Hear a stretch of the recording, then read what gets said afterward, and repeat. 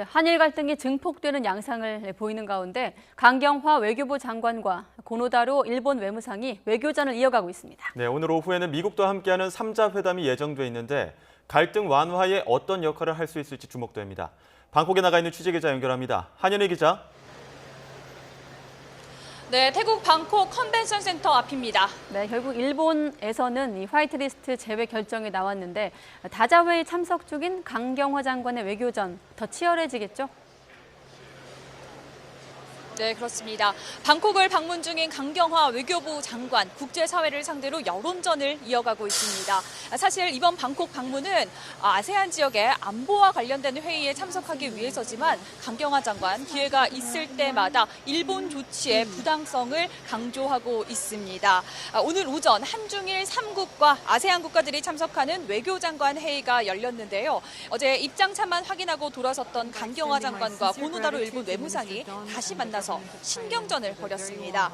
강경화 장관은 모두 발언에서 오늘 일본의 조치가 일방적이고 임의적이라며 엄중한 우려를 표시했습니다. 보통 이런 다자회의에서는 특정 국가를 지칭하지 않는데 상황의 중대성을 고려해 일본을 직접 언급한 겁니다. 이에 대해 고노다로 일본 외무상은 일본의 조치는 자유무역 체제에 부합하는 합법적인 조치라고 설명하며 강 장관이 불만을 표시하는 이유가 무엇인지 모르겠다며 다소 강하게 우리 측 입장을 반박했습니다. 회의가 비공개로 전환된 이후 싱가포르 외교장관이 아세안과 동아시아 지역 경제 통합을 위해서 신뢰 구축이 중요하고 그런 차원에서 화이트리스트를 확대해야지 축소하는 것은 맞지 않다는 언급이 있었던 것으로 전해졌습니다. 일본 조치가 부적절하다는 점을 지적한 겁니다. 또 중국 왕이 외교 담당 국무위원도 이를 받아서 아세안 플러스 3 국가가 원 패밀리, 그러니까 하나의 가족이 돼야 하는데 이런 문제가 생긴 것이 유감이라면서 상대방에 대한 신뢰와 성의로 이런 문제들이 해결돼야 한다며 우리를 지지하는 듯한 발언을 한 것으로 알려졌습니다. 다자회의에서는 다소 이례적으로 공방이 오간 건데요.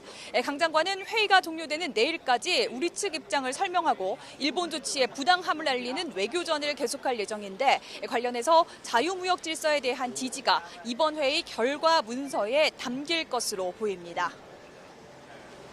네, 잠시 뒤에는 한일 외교장관 회담도 예정이 돼 있는데 갈등 해소에 도움이 될까요?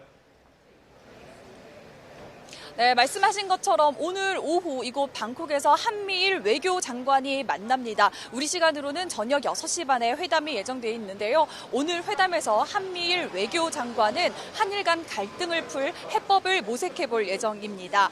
폼페이오 미 국무장관은 3자 회담에 앞서서 고노다로 일본 외무상과 강경화 외교부 장관을 잇따라 만나서 양측 입장을 들을 예정입니다.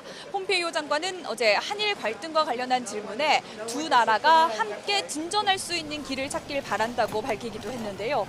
미국의 개입 의지에도 일본이 끝내 화이트리스트 배제 결정을 강행했고 또 강경화 장관도 일본 조치가 강행되면 보고만 있지는 않겠다는 입장을 보여왔기 때문에 오늘 세 나라 외교장관의 만남에서 갈등 확산을 막을 대응책이 나올 수 있을지 주목됩니다.